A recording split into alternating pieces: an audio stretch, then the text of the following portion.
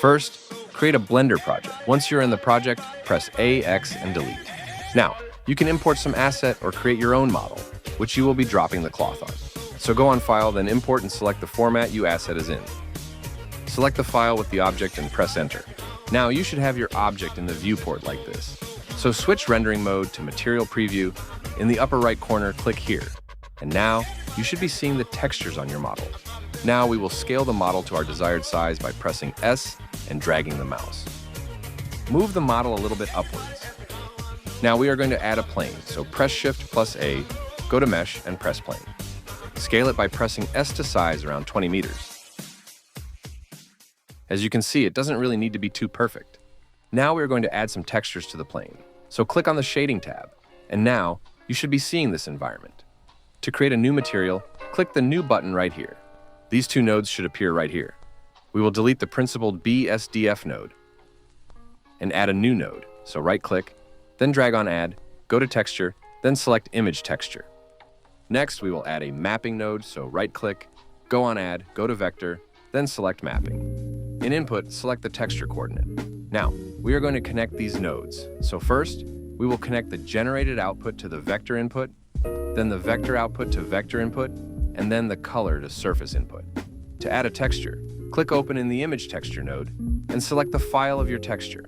If you don't have a texture, download some from the internet or make your own. Once you open the texture, you should see it on your plane like this. So now, we need to scale the texture so it can look more natural and not huge like this. But if you selected a texture that you are happy with as it generated, you don't need to scale it. To scale the texture, go to the Mapping node, and since I sized the plane to 20 meters, I will scale the texture 20 times on the X and Y axis.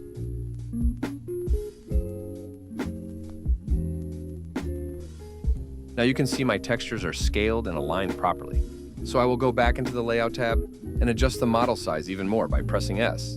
Now, we will create the cloth that will be falling on the model. So press Shift plus A and go to Mesh and select Plane. Move it above the model and scale it to your desired size based on the scale of the model you imported earlier. Now we will go back to the Shading tab and create a new material. On the viewport, click on the first plane and select all the nodes you created earlier. Press Ctrl and C, click on the new plane. Delete all the default nodes and press Ctrl and V to paste. Open the texture you want to use on the cloth and scale the texture in the Mapping node based on the scale that you sized the cloth plane. Now, the cloth plane should look exactly as you want. So switch back to Layout and save your Blender file. Don't forget to do that regularly so you don't lose your work. Once you saved, select the model you want the cloth to fall on and go to the Physics properties. Click Collision and leave it as is. Now select the cloth plane, also go to the Physics tab and click Cloth on this icon right here and select Silk from the options.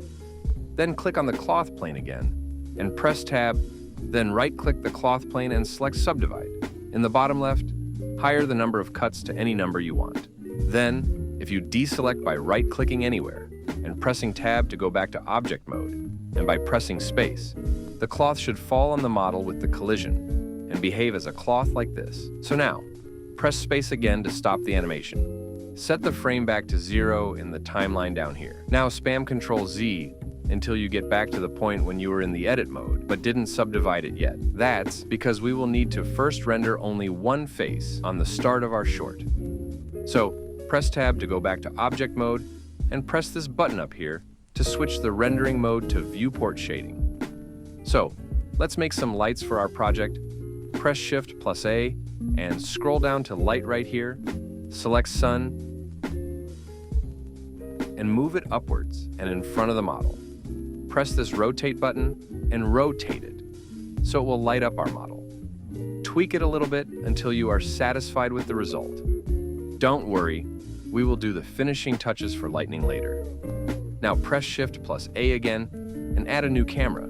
Position it so it's looking from an angle you want the video to be rendered.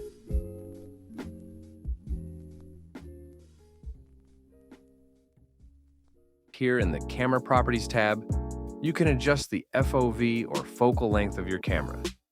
I recommend putting there something like 28. By pressing numpad 0, you will switch your view to the camera, and now you can see what the camera will capture. Tweak those parameters even more so it's perfect for you. Now press numpad 0 again to free your view. Click on the bottom plane and press Shift plus D to duplicate and right-click it.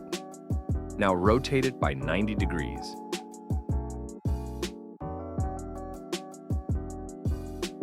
And move it so it will create a background.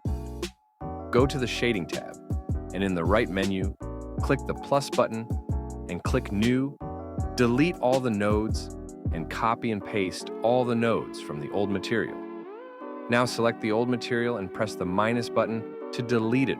Now using the Image Texture node, open a texture you want to use in the background. Go back to Layout and press Shift plus D to duplicate the background planes. Rotate it 90 degrees like this,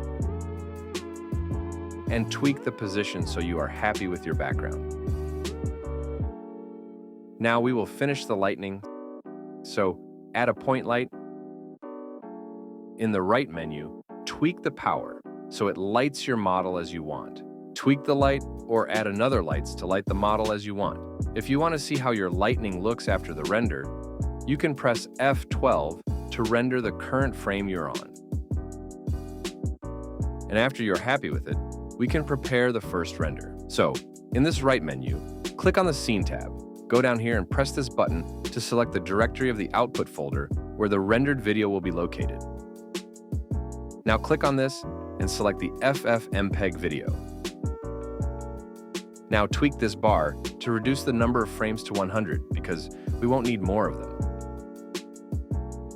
Then go again to the right menu and change those resolution numbers to 1080 by 1920 instead of 1920 by 1080, so it will be rendered in portrait aspect ratio.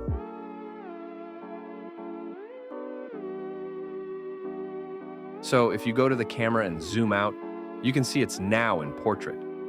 So get you camera angle some finishing touches because this needs to be the final angle you want the camera to have. So now, press Ctrl F12 to render the timeline. After the rendering is done, go to your output directory you selected earlier, and you should see the rendered video. So rename it to some name you want, but do not keep it as is. After that, close the folder and the rendering window. Now click on the cloth plane, go to the edit mode via pressing tab, right-click, subdivide, and make it something like 16 faces. When you have done, press tab and render again by pressing Ctrl F12. After the video rendered, go to the folder again and rename the newly rendered video. Close the folder window and the rendering window and subdivide it even more.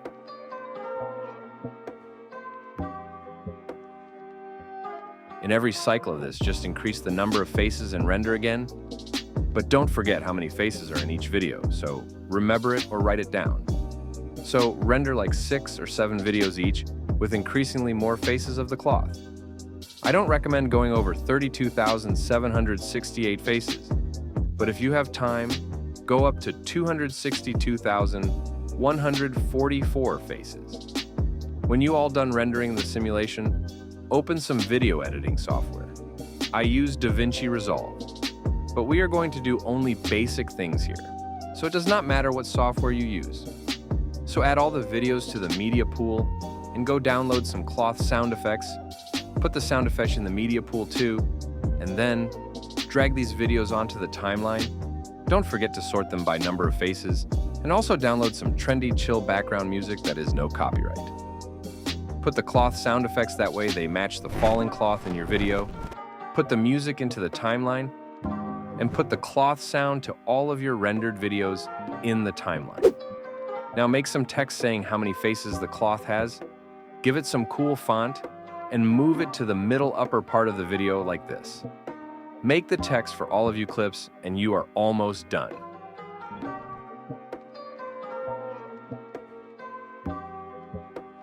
Now only change the aspect ratio of the video to portrait and render in any format you want.